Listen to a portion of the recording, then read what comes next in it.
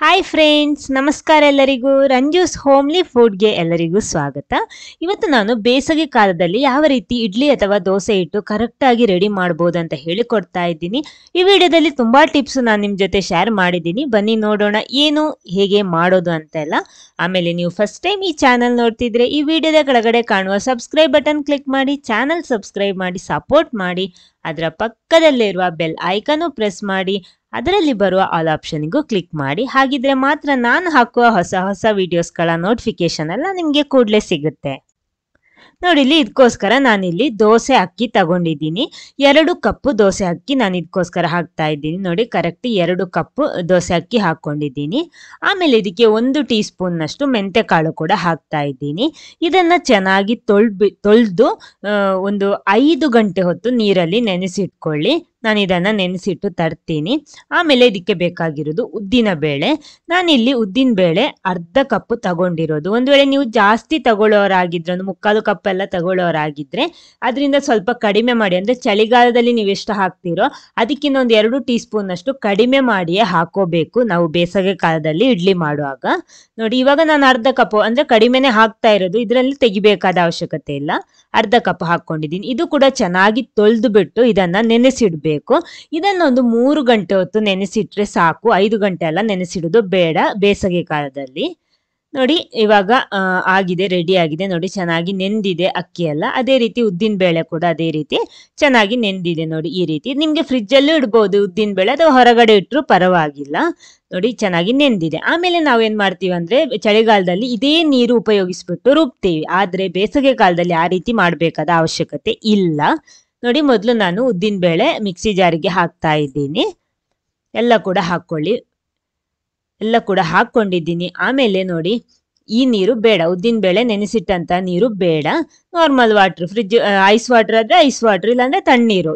ನಾನಿಲ್ಲಿ ತಣ್ಣೀರು ಹಾಕ್ತಾ ಇರೋದು. ಹಾಕ್ಬಿಟ್ಟು ಇದನ್ನ ನುಣ್ಣಗೆ ರುಬ್ಕೊಳ್ಳಿ. ನೋಡಿ, ನಾನು ರುಬ್ಬಿ ತಂದಿದ್ದೀನಿ, ನುಣ್ಣಗೆ ರುಬ್ಕೊಳ್ಳಿ. ಅದನ್ನೊಂದು ಮಿಕ್ಸಿಂಗ್ ಬೌಲಿಗೆ ಹಾಕ್ತಾ ಇದ್ದೀನಿ. ನೋಡಿ, ಎಷ್ಟು ಚೆನ್ನಾಗಿ ಪೇಸ್ಟ್ ಆಗಿ ಸಿಕ್ಕಿದೆ ಅಂತ.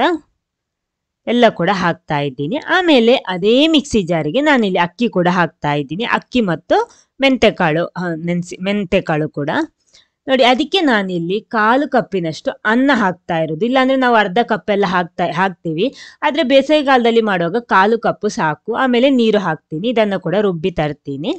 ನೋಡಿ, ಇದು ಕೂಡ ರುಬ್ಕೊಂಡಿದ್ದೀನಿ.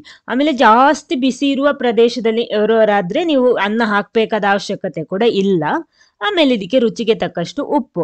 ಇಲ್ಲಿ ಉಪ್ಪು ಕೂಡ ಹಾಗೆ, ನೀವು ತುಂಬಾ ದಿನಕ್ಕೆ ಒಟ್ಟಿಗೆ ರುಬ್ಬಿಡುವವರಾಗಿದ್ರೆ ಉಪ್ಪು ಸೇರಿಸಬೇಡಿ. ಯಾವಾಗ ಬೇಕು ಆವಾಗ ಸೇರಿಸಿದ್ರು ಸಾಕು. ನೆಕ್ಸ್ಟ್ ಏನಂದ್ರೆ, ನಾವು ಕೈಯಲ್ಲಿ ಮಿಕ್ಸ್ ಮಾಡಬಾರ್ದು. ಈ ರೀತಿ ಏನಾದ್ರೂ ಸೌಟು ಉಪಯೋಗಿಸ್ಕೊಂಡು ಚೆನ್ನಾಗಿ ಇದನ್ನ ಮಿಕ್ಸ್ ಮಾಡ್ಕೊಳ್ಳಿ. ಕೈಯಲ್ಲಿ ಮಿಕ್ಸ್ ಮಾಡಿದ್ರೆ ಅದು ಬೇಗ ಫರ್ಮೆಂಟ್ ಆಗುತ್ತೆ. ಅದಕ್ಕೋಸ್ಕರ ನಾವು ಚಳಿಗಾಲದಲ್ಲಿ ಕೈಯಲ್ಲಿ ಚೆನ್ನಾಗಿ ಮಿಕ್ಸ್ ಮಾಡ್ತೀವಿ. ಇನ್ನು ಇದನ್ನ ಮುಚ್ಚಿಡ್ಕೊಳ್ಳಿ. ಆಮೇಲೆ ನಾನು ಚಳಿಗಾಲದಲ್ಲಾದ್ರೆ ಕುಕ್ಕರ್ ಒಳಗಡೆ ನೀರೆಲ್ಲ ಹಾಕ್ಬಿಟ್ಟು ಆ ರೀತಿ ಮಾಡ್ತೀನಿ. ಆದ್ರೆ ಇದು ಏನ್ ಬೇಡ, ಹಾಗೆ ಮುಚ್ಚಿಟ್ಕೊಳ್ಳಿ. ನೋಡಿ, ಬೆಳಿಗ್ಗೆ ಆಗಿದೆ. ನೋಡಿ, ಎಷ್ಟು ಚೆನ್ನಾಗಿ ಉಬ್ಬಿ ಬಂದಿದೆ ಅಂತ. ನೋಡಿ, ಹಿಟ್ಟು, ಈ ಹಿಟ್ಟಲ್ಲಿ ನಾವು ಇಡ್ಲಿ ಆಗ್ಲಿ ದೋಸೆ ಆಗ್ಲಿ ಏನು ಮಾಡಿದ್ರು ನೋಡಿ ಸಾಫ್ಟ್ ಆಗಿಯೇ ಬರ್ಬೋದು. ನಿಮಗೆ ಹಿಟ್ಟು ನೋಡುವಾಗ್ಲೇ ಗೊತ್ತಾಗುತ್ತೆ. ನೋಡಿ, ಎಷ್ಟು ಚೆನ್ನಾಗಿ ಬಂದಿದೆ ಅಂತ. ಕರೆಕ್ಟ್ ಆಗಿ ಬಂದಿದೆ ನೋಡಿ.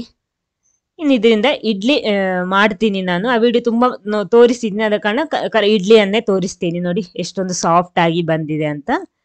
ಸಾಫ್ಟ್ ಆಗಿರುವಂತ ಇಡ್ಲಿ ರೆಡಿ ಆಗಿದೆ. ಇವಾಗ ದೋಸೆ ಏನು ಬೇಕಿರೋ ಮಾಡ್ಬೋದು. ನೆಕ್ಸ್ಟ್ ನೋಡಿ, ಮೇನ್ ಟಿಪ್ಸ್ ನಾನಿಲ್ಲಿ ಹೇಳ್ತಾ ಇರೋದು. ಇವಾಗ ನೋಡಿ, ಇದು ಉಳಿದಿರುವಂತಹ ದೋಸೆ ನಮ್ಮ ಹಿಟ್ಟು, ಇದು ಇಡ್ಲಿ ಹಿಟ್ಟು. ಇದು ನಾವು ಇವಾಗ ಸ್ವಲ್ಪ ಇರೋದು, ತುಂಬಾ 2 ವಾರಕ್ಕೆ 1 ವಾರಕ್ಕೆಲ್ಲ ಒಟ್ಟಿಗೆ ರುಬ್ಬಿಟ್ರೆ ಫ್ರಿಜ್ ಅಲ್ಲಿ ಇಟ್ರು ಕೂಡ 1-2 ದಿನ ಓಕೆ, 3ನೇ ದಿವಸ ಆಗೋ ಅದು ಹುಳಿ ಬರೋದಿಕ್ಕೆ ಸ್ಟಾರ್ಟ್ ಆಗುತ್ತೆ.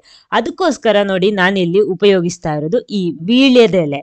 ನೋಡಿ, ಈ ವೀಳ್ಯದೆಲೆ ತಗೊಳ್ಳುವಾಗ ಇದನ್ನ ಚೆನ್ನಾಗಿ ಕ್ಲೀನ್ ಮಾಡಿಬಿಟ್ಟು ತಗೋಬೇಕು, ವಾಶ್ ಮಾಡಬೇಕು. ಆಮೇಲೆ ಯಾವುದೇ ತೂತು ಹರಿದಿರಬಾರ್ದು, ನೀಟಾಗಿರುವಂತಹ ವೀಳ್ಯದೆಲೆ ತಗೋಬೇಕು. ಎಷ್ಟು ಬೇಕು ಅಂದ್ರೆ ಅದು ಈ ಪಾತ್ರೆ ಡಿಪೆಂಡ್ ಆಗಿರುತ್ತೆ. ನೀವು ರುಬ್ಬಿಟ್ಟಂತ ಹಿಟ್ಟು ಯಾವ ಪಾತ್ರೆಯಲ್ಲಿ, ಎಷ್ಟು ದೊಡ್ಡ ಪಾತ್ರೆಯಲ್ಲಿ ಇದೆಯೋ ಆ ರೀತಿ ನೋಡಿ ತಗೋಬಹುದು. ಆಮೇಲೆ ನೋಡಿ, ಈ ರೀತಿ ಒಂದು ವೀಳ್ಯದೆಲೆ ತಗೊಳ್ಳಿ, ಕ್ಲೀನ್ ಆಗಿರುವಂತಹ ವೀಳ್ಯದೆಲೆ. ಅದರ ಮೇಲ್ಭಾಗ ಬರುತ್ತಲ್ವಾ, ಅದು ಹಿಟ್ಟಿನ ಮೇಲ್ಭಾಗಕ್ಕೆ ನಿಲ್ಬೇಕು. ನೋಡಿ, ಈ ರೀತಿ ಅಂದ್ರೆ ವೀಳ್ಯದೆಲೆ ಮಗುಚಿ ಹಾಕ್ಬೇಕು.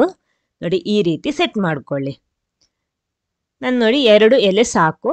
ಹಾಕ್ಬಿಟ್ಟು ಇನ್ನು ಇದನ್ನ ಮುಚ್ಚಿಟ್ರೆ ನಿಮ್ಗೆ ಎಷ್ಟು ದಿನ ಫ್ರಿಜ್ ಅಲ್ಲಿ ಇಟ್ರು ಕೂಡ ಹುಳಿ ಬರಲ್ಲ.